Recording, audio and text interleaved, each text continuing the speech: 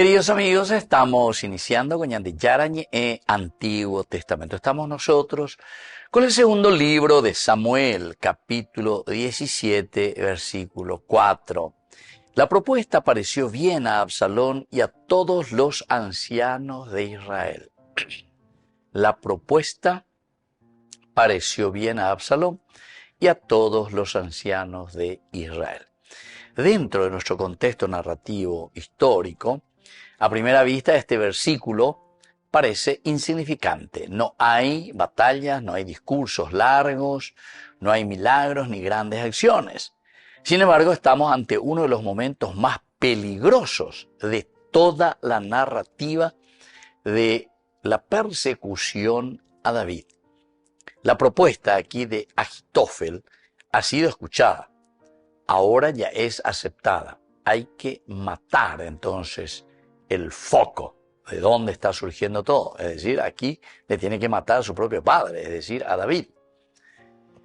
La acción principal de este versículo no es militar, sino que es más bien intelectual. Calcular, mañana,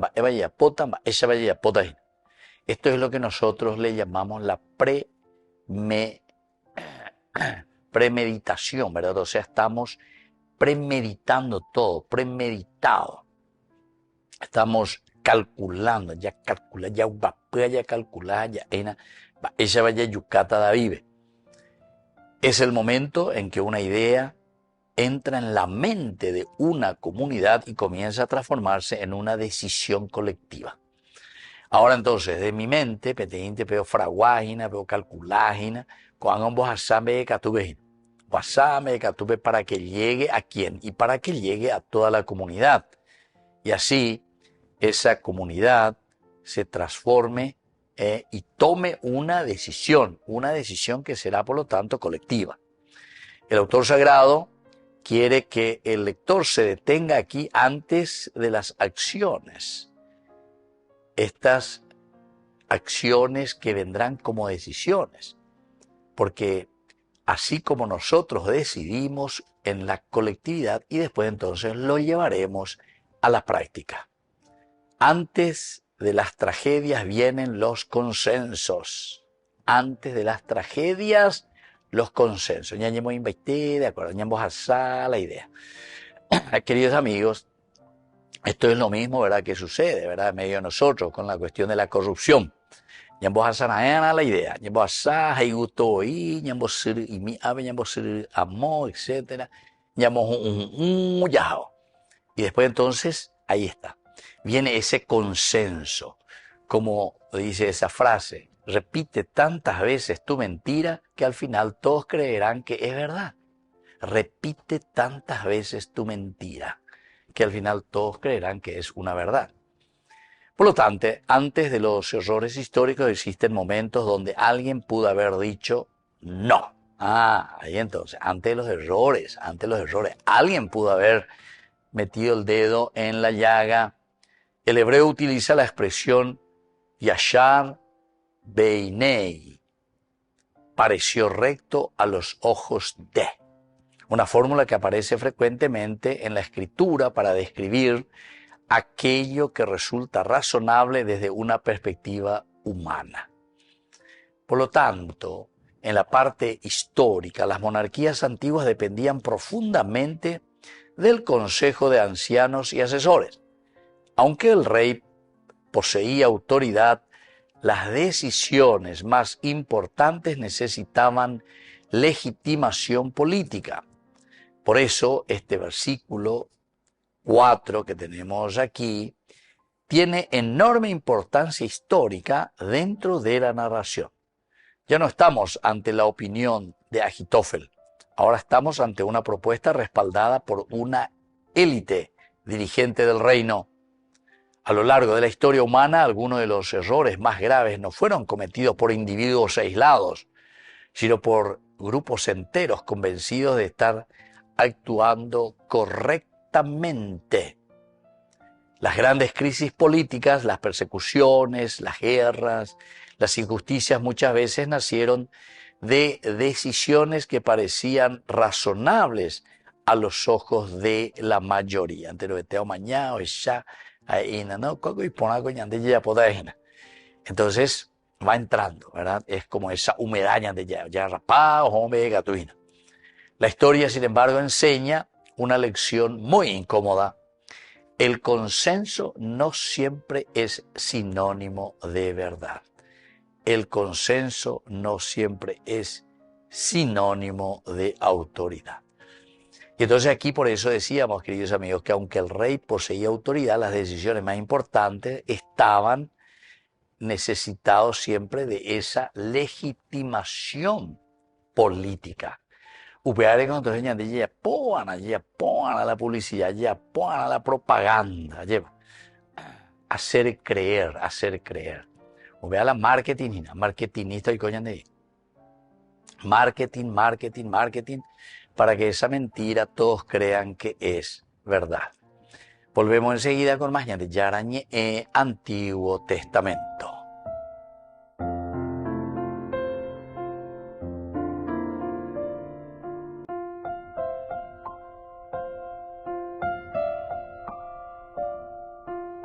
Queridos amigos, seguimos con Yarañe Antiguo Testamento. Estamos con el segundo libro de Samuel, capítulo 17, versículo 4. La propuesta pareció bien a Absalón y a todos los ancianos de Israel. Miramos desde el contexto cultural antropológico este versículo. Dentro de la cultura israelita, los ancianos representaban experiencia, autoridad y memoria colectiva. Los ancianos de Israel. Experiencia por una parte, autoridad, pero sobre todo también una memoria colectiva. Eran los custodios de la tradición y los responsables de orientar al pueblo en momentos de crisis. Jacuera lleva con toda la experiencia con México, o mañana entonces orientada al pueblo. Pero está lleva a los ancianos. Y tiempo peguaré. Los jóvenes y ciertamente tendrán que escuchar, tendrán que conocer. Y por eso aquí estos ancianos eran custodios verdaderamente de la tradición y eran responsables de orientar al pueblo. Por eso el apoyo de los ancianos otorga enorme peso a la propuesta de Ahitófel. Ave anciano, cuera mala y aina, cuera ponaina, cuera oñanduba y cuera jecobepe hoy. Todas estas situaciones. Por lo tanto, ñajendubique, ¿cuál es la experiencia de vida? De un aspecto sociológico, las comunidades humanas suelen encontrar seguridad cuando sus líderes piensan de manera unánime. Cuando los líderes piensan de manera unánime, aquí las comunidades suelen encontrar seguridad. El consenso puede producir sensación de estabilidad. El consenso. De acuerdo. Entonces, sí, estabilidad.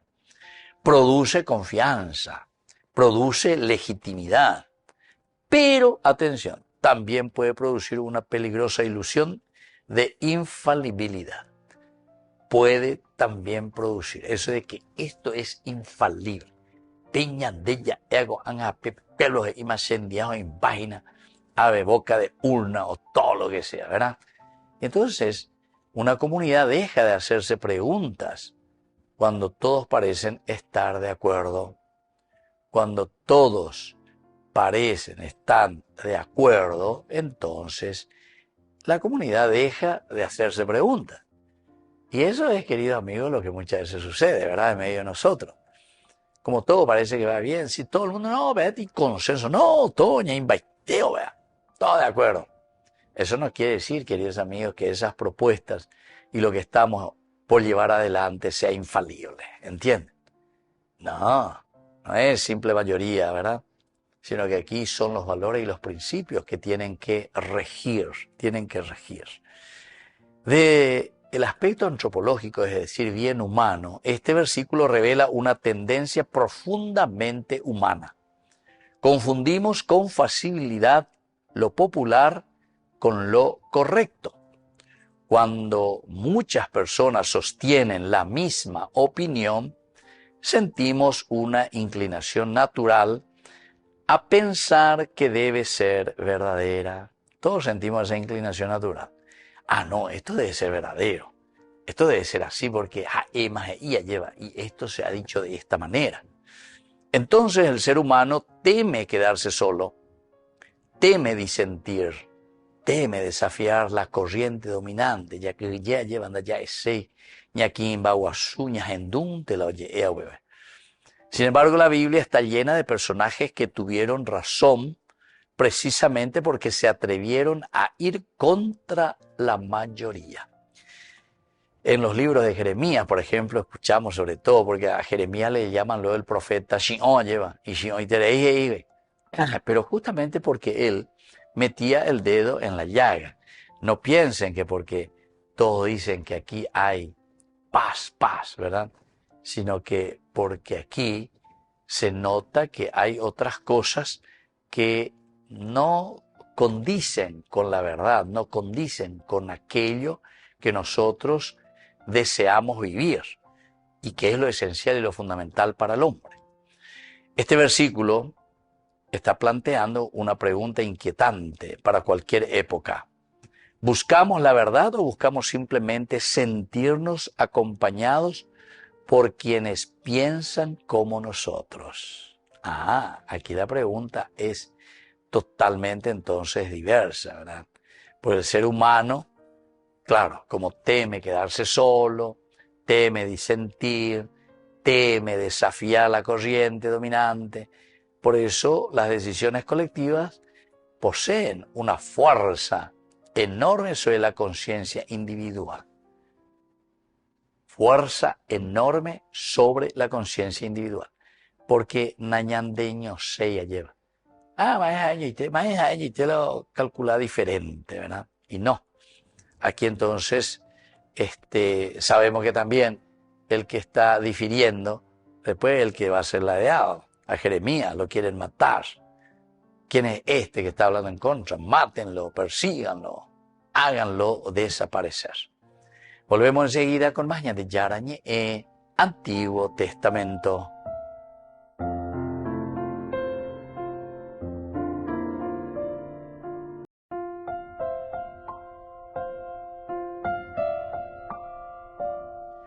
Queridos amigos, seguimos con Yarañe, Antiguo Testamento. Estamos nosotros con el segundo libro de Samuel, el capítulo 17, versículo 4. La propuesta pareció bien a Absalón y a todos los ancianos de Israel.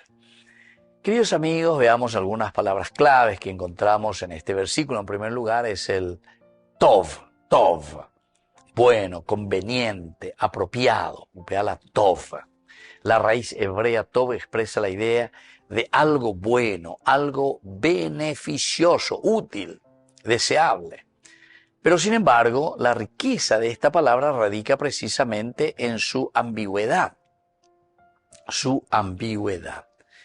Algo puede parecer bueno desde una perspectiva práctica y al mismo tiempo ser moralmente problemático. Lo bueno, esa palabra de por sí, tiene estas posibilidades. Externamente puede ser lindo, agradable, pero moralmente puede ser problemático. Eso es interesante. Comer un dulce de leche, pero qué rico, qué bueno. Pero tengo diabetes, allá yo pues, entonces no es lo conveniente, ¿verdad? Entonces es problemático. Bueno, y así. Es una palabra que puede llevar desde esta perspectiva a una situación también problemática. Exegéticamente, el autor sagrado juega con esta tensión. La propuesta de Ajitófel parece buena porque promete una solución rápida, eficiente, políticamente estable. Muerto el perro, muerto la rabia. Dale, fuerza. Ya toma qué decisiones. Pero el lector, el que está y conoce ya lo anterior, sabe que detrás de esta aparente bondad se esconde una lógica profundamente violenta. El texto nos obliga a distinguir entre lo útil y lo justo, entre lo conveniente y lo verdadero. Una de las grandes tragedias humanas consiste en llamar bueno a aquello que simplemente favorece nuestros intereses. Esto también es muy interesante, ¿verdad? Aquello que simplemente favorece nuestros intereses. Entonces parecería que es bueno, porque favorece los intereses. Pero sin embargo, estoy destruyendo una nación, la educación, la vialidad, etcétera, etcétera. Etcétera. Para mí es bueno, es bueno. Se corrupto, se mondá, está con la plata, pero que no es lo correcto, ¿verdad? Entonces aparece otra palabra clave, el famoso Zaquén. Zaquén, anciano, portador de autoridad y memoria. Portador de autoridad y de memoria. Es el Zaquén. Esta raíz está asociada originalmente a la edad avanzada, pero en el mundo bíblico rápidamente adquiere una dimensión institucional. Institucional, es decir, los ancianos. Veis en el Zaquén, el anciano, el que tiene autoridad, el que tiene experiencia. De lo antropológico simplemente después llegamos a darle un sentido institucional. Los ancianos. El anciano no era simplemente alguien mayor en edad, sino que era una figura de referencia social, jurídica y política. Exegéticamente, la presencia de los ancianos en este versículo aumenta la gravedad de la escena. No son personas ignorantes ni impulsivas, son hombres experimentados. Precisamente por eso su aprobación resulta tan significativa. El autor sagrado enseña una verdad profundamente realista. La experiencia no inmuniza contra el error. Atención, la experiencia no inmuniza contra el error. No quiere decir que entonces, porque tenemos experiencia, después no nos vamos a equivocar más, no. Porque quiere decir que en cualquier momento también nos puede venir, a pesar de nuestras experiencias, errores garrafales. La autoridad tampoco garantiza el discernimiento, porque tengo autoridad, la sea ea upealo y ponamba. Este también es otro elemento, queridos amigos, que nosotros tenemos una mentalidad muy de tembiguay. Tembiguay este oían. Porque dijo el fulano, porque dijo. Entonces, ya va y tema, porque cualquier barra basada puede decir, pero porque dijo, ¿entienden? Queridos amigos, tenemos que procurar quemar un poquitito, ¿verdad?, la materia gris. Y eso quiere decir tener criterios, razonar, buscar la verdad. Si uno buscase la verdad, les aseguro, queridos amigos, si todos pensásemos, llegaríamos a un consenso mucho más real de lo que nosotros nos imaginamos. Pero ya hay puraña de acá. Ya digo ABVT, no porque dijo mi partido, porque dijo fulano, porque dijo aquello, entonces ya irracionales, seres irracionales. Entonces pensamos que estamos en una unión e igualdad. Igualdad. No, la igualdad no significa eso. La igualdad se llega, queridos amigos, con criterios propios. Si no, lo que somos fanáticos. Y el fanatismo no lleva a nada. El fanatismo nos lleva justamente a las luchas intestinales, ¿verdad?, entre nosotros mismos. El fanático es lo peor que puede existir. Entonces, aquí quienes poseen prestigio, conocimiento, reconocimiento, también pueden equivocarse y se equivocan también. Cuando dejan ellos también de examinar críticamente aquello que parece evidente. Ya calculaña, mañana, ya. Volvemos enseguida con más de Yarañe, Antiguo Testamento.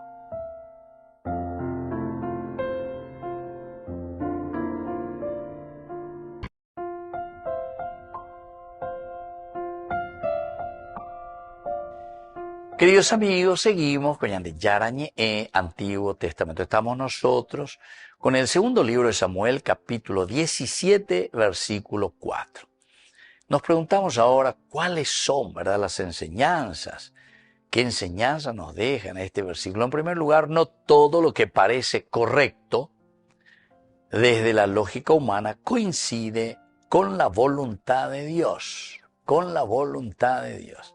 No todo lo que a nosotros nos parece que sea correcto desde una lógica humana, coincida después con la voluntad de Dios. Primer elemento entonces para tener en consideración. Una segunda, queridos amigos, es el consenso social puede ser útil, pero nunca debe sustituir al discernimiento moral. El consenso social puede ser útil. Importante, el consenso. De acuerdo, hay un consenso entre nosotros, pero ese consenso social puede ser útil, pero nunca debe sustituir, nunca. Porque podemos hacer un consenso, enteroetea, un consenso, pero nunca vamos a llegar, o se puede llegar con un consenso a sustituir el discernimiento moral. El discernimiento moral es esencial.